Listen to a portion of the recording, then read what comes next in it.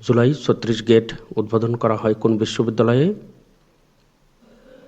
সিলেট কৃষি বিশ্ববিদ্যালয়।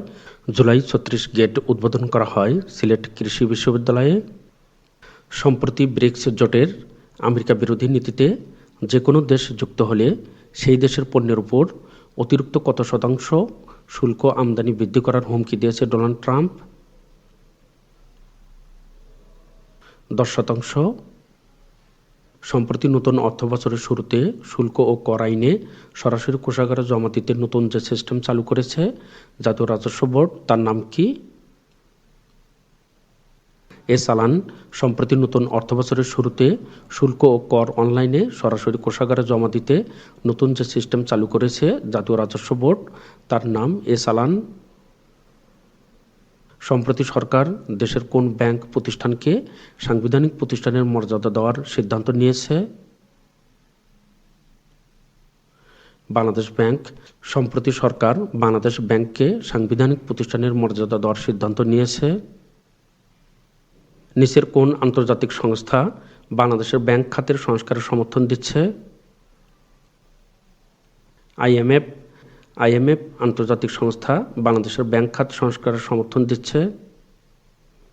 বাংলাদেশের ব্যাংক খাতে বর্তমানে কত শতাংশের বেশি ঋণ অনাদায়ী? 20%। বাংলাদেশের ব্যাংক খাতে বর্তমানে 20% বেশি ঋণ অনাদায়ী। উদীয়মান অর্থনীতির দেশের জোট ব্রিক্সের 17তম শীর্ষ সম্মেলন কোথায় অনুষ্ঠিত হয়? রিও ডি জেনিরো, ব্রাজিল, 6 থেকে 7 জুলাই 2025 তারিখে উদীয়মান অর্থনীতির দেশের জোট ব্রিক্সের 17তম শীর্ষ সম্মেলন রিও ডি জেনিরো, ব্রাজিলে 6 থেকে 7 জুলাই 2025 তারিখে অনুষ্ঠিত হয়। ব্রিক্স জোটভুক্ত দেশগুলো দ্বারা প্রতিষ্ঠিত নিউ ডেভেলপমেন্ট ব্যাংক এর প্রেসিডেন্ট কে? দিলমা রুসেফ। ব্রিক্স জোটভুক্ত দেশগুলো দ্বারা প্রতিষ্ঠিত নিউ ডেভেলপমেন্ট ব্যাংকের প্রেসিডেন্ট দিলমা রুসেফ। ব্রিক্স জোট বিশ্বের কত শতাংশ বৈশ্বিক অর্থনৈতিক উৎপাদনের প্রতিনিধিত্ব করে?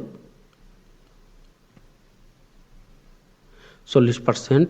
ব্রিক্স জোট বিশ্বের 40% বৈশ্বিক অর্থনৈতিক উৎপাদনের প্রতিনিধিত্ব করে। দেশে বার্ষিক রপ্তানি আয়ের কত ভাগ পোশাক রপ্তানির উপর নির্ভরশীল? প্রায় 80%। দেশের বার্ষিক রপ্তানি আয়ের প্রায় 80% রপ্তানি আয়ের উপর নির্ভরশীল।